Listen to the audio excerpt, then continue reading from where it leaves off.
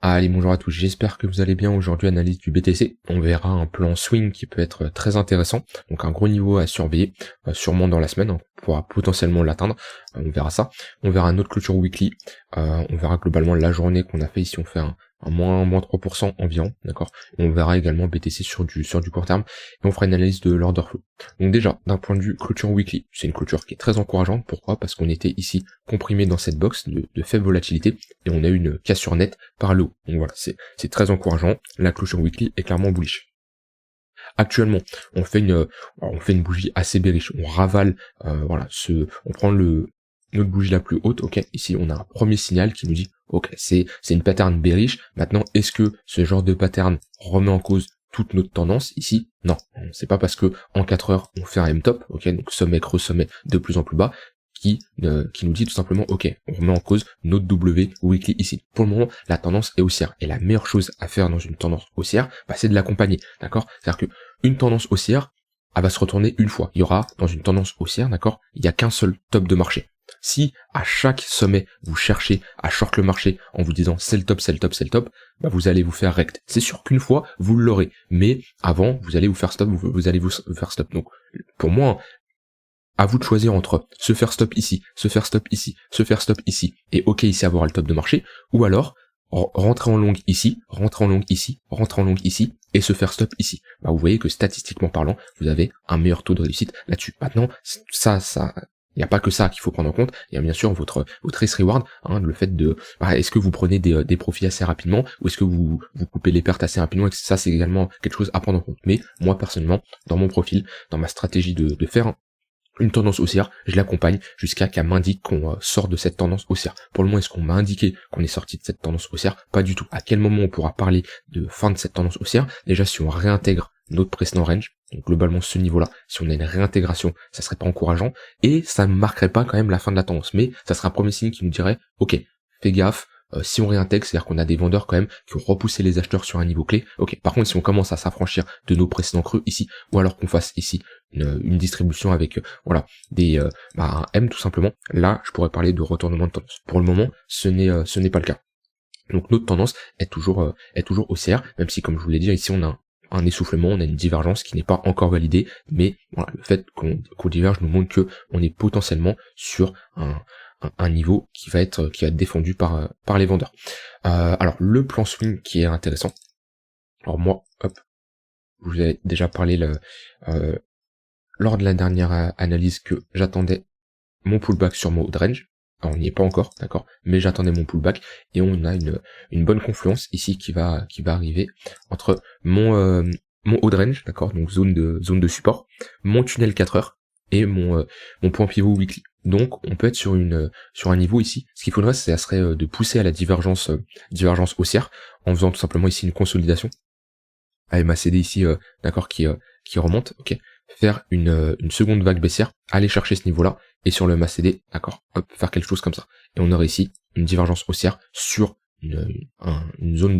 ma zone d'intervention qui m'intéresse globalement, les 20 entre les, alors une zone c'est jamais précise, on veut pas le point près, le dollar près, mais globalement ça va se trouver, hop, tac, voilà, globalement c'est cette zone là entre les 28 500 $ et les 29 000 $. Mais pour être plus précis, sur le point pivot weekly qui sera en confluence avec mon tunnel H4. Mais voilà, cette zone d'intervention, si on y va avec une divergence haussière, qu'on structure ici, qu'on fasse un ravalement, qu'on fasse un W4 heures ou autre, ça peut être un setup avec bien sûr un stop loss sous le tunnel 4 heures ou sous la structure, et de targeter la liquidation ici ou des niveaux beaucoup plus hauts, à vous de voir. Mais voilà, un plan swing, tout simple. Là je vous parle d'un actif sur le BTC, ça sert à rien de chercher 4-5 plans swing, hein. On cherche pas à long et short en même temps, en toute logique, d'un point de vue swing. Surtout que la tendance est haussière, donc comme je l'ai dit, je joue dans le sens de la tendance. Mais ici j'ai un plan swing, tout simplement, j'attends, si on y va, cette zone là, pour jouer un long, et si mes conditions me donnent ce que j'ai envie, hein, donc tout simplement je veux ici une divergence haussière avec un W4 heures, si on y va et qu'on me donne ça, je rentrerai en position. Est-ce qu'on va faire ça? Je n'en sais rien, mon but c'est pas de prédire le marché, mais c'est, si on y va, d'agir en fonction de mon plan, tout simplement. Donc on verra si on y va. Pour le moment, on n'y est pas bien entendu, mais c'est un niveau que je surveillerai. Sur du plus court terme, on a ici un potentiel cross entre notre tunnel 15 minutes et notre tunnel 1 heure, c'est un premier signal bearish quand on a des crosses de moyenne mobile. Voilà, là on était dans un range, donc globalement on n'avait pas spécialement de cross, on n'a pas eu de cross assez net. On voit, on passe en dessous, mais on réintègre rapidement. Voilà, on se fait pas rejeter.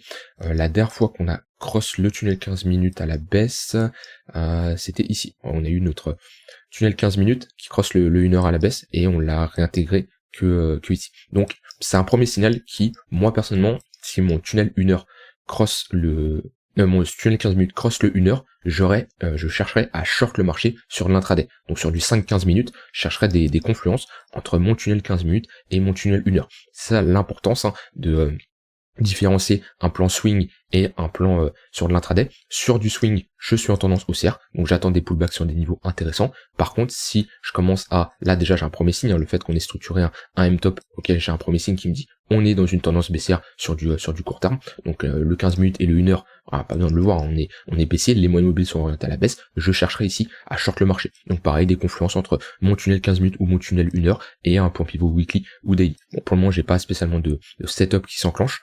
Si on revient potentiellement ici, dans cette zone, point pivot weekly, confluence tunnel 15 minutes, tunnel 1 heure, ça peut être également une zone intéressante, d'accord, pour venir short le marché. Donc voilà, pour le moment, j'ai mes zones d'intervention, je sais où je dois agir. Là, actuellement, où se trouve le marché, j'ai rien à faire. Je suis ni sur support, sur résistance avec les outils et les indicateurs que j'utilise. Voilà, on est sur cette pressante zone de demande, hein, globalement, mais moi j'ai rien qui me dit comme quoi je dois long ou short le marché ici. Donc dans tous les cas, voilà, j'ai mes niveaux. Voilà, c'est ça, le but quand vous vous placez devant une charte, c'est quelque chose que vous pouvez faire en fonction du temps que vous avez, hein. Si vous cherchez à rentrer en position sur du swing, l'analyse que je vous ai montré, hein, mon plan tout simplement que je vous ai montré sur le niveau des points pivot weekly tunnel 4 heures, ça vous pouvez le faire sur 2, 3, 4, 5 actifs en fonction du temps que vous avez tout simplement. Et voilà, donc plan swing, ce niveau-là, et plan intraday, ça peut beaucoup bouger, hein, parce que bon, on est plutôt sur du court terme, mais à l'heure actuelle, globalement les 29 840 $, 830 $, si on y va, et ça bien sûr comme je dis ça peut bien sûr évoluer en fonction de comment le marché bouge, mais voilà, ça on se casse pas la tête, on a nos plans, on peut faire ça sur plusieurs actifs, vous mettez vos alertes en fonction du temps, hein, si vous avez pas beaucoup de temps, orientez-vous plutôt sur du swing, c'est beaucoup plus intéressant. Si vous passez plus de temps dans les charts sur l'intraday, il y a également des opportunités à saisir.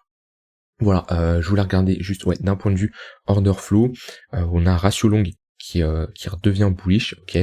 On n'a pas un open interest qui augmente énormément, même si ici on peut avoir des longs qui essayent de buy the dip, funding positif, l'open interest quand même qui chute pas énormément, on liquide un peu les longs quand même, mais on peut être dans une zone où voilà, on cherche à buy the dip. Donc d'un point de vue order flow, on pourrait continuer à légèrement baisser.